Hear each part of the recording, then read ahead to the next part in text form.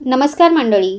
उर्मिलाच किचनमध्ये आज मी तुम्हाला मस्त पौष्टिक असं उडीद डाळीचं घुटं बनवून दाखवणार आहे. तर बनवायला अगदी सोपी अशी ही रेसिपी आहे. चला तर रेसिपीला सुरुवात करूया. इथं मी उडदाची डाळ एक 2-3 वेळा स्वच्छ पाण्याने धुवून घेतलेली आहे. खरं तर घुटं सालीसकट जी डाळ वापरतो त्याचं खूप छान बनतं.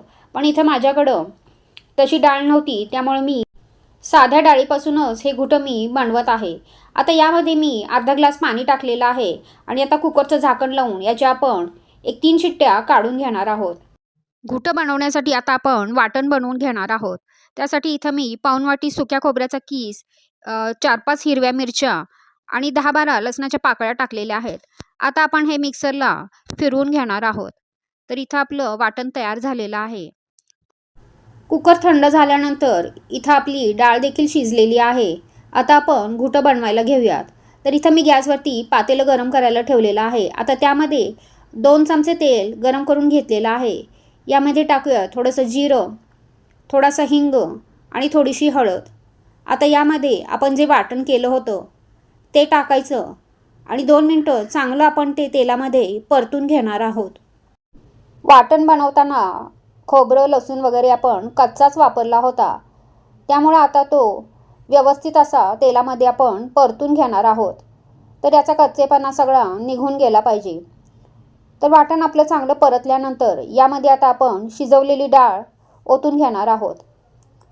तर डाळ ओतून यामध्ये आता आपल्याला घुटं जसं पातळ हवं आहे त्यानुसार आपण यामध्ये पाणी ओतून घ्यायचं.